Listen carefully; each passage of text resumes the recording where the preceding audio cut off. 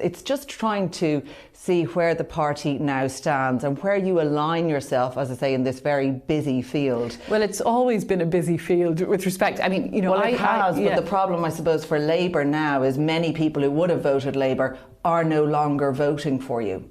Well, what I've seen in recent weeks is people coming back to Labour, and certainly we're seeing a surge in membership, particularly among women, which is very welcome, because I do think people appreciate, especially coming through COVID and especially with the war in Ukraine, they appreciate the need for a strong centre-left voice, a constructive vision of politics that's based on principles of equality, and that's what Labour can offer. On your own leadership and your desire to make your mark, how will you be different in style from your predecessor, Alan Kelly? Well, every leader will bring a different style, clearly. My own background as somebody who's been engaged in political activism for many years is to work collaboratively and constructively. I believe in positive politics. I don't like the sort of very adversarial style of debate that we often see in the Dáil. I think we need to bring a more collaborative style and more collaborative method of debate. But in the Dublin Bay South by-election last summer, what we really showed was that with a clear and positive message, we showed there was a space and an appetite for an alternative voice that was not the right wing of Fianna Fáil, Fine Gael on the one hand, or the rhetoric of Sinn Féin on the other. That appetite was there, the message was clearly heard, and we were really, really heartened by the level of support. But isn't it true that it's a very different voter base there in Dublin Bay South? You know, that's a constituency that's liberal, it's upper middle class, and a criticism around you as party leader is that whether or not you like it, that's how you're perceived.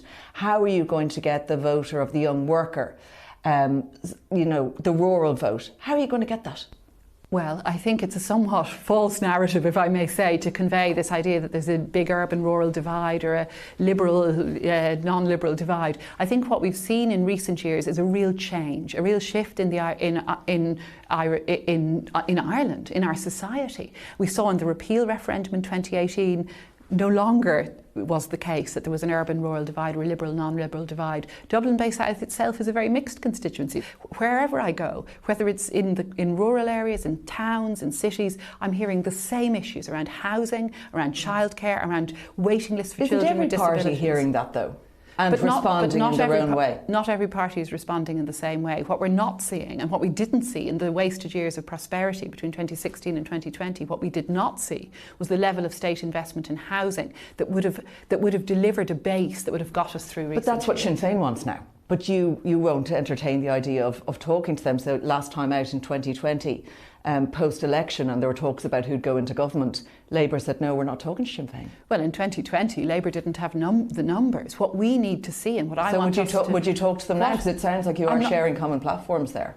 As I always have done, I'll work with any colleagues from any parties, and indeed from independent groupings too, where we have common policy platforms or common vision of policy. But for now, my focus is on building and growing Labour as a standalone party, building our message and building support for our values. And that's my focus, not on relations with other parties, albeit that we'll continue to work collaboratively from opposition with those of other parties and those of no party, and indeed those who are also in government. Would you consider going into government with Sinn Féin? I wouldn't, no, not at this point, no. My focus now is on building and growing Labour as a standalone party. I want to ensure that the Labour message is a strong message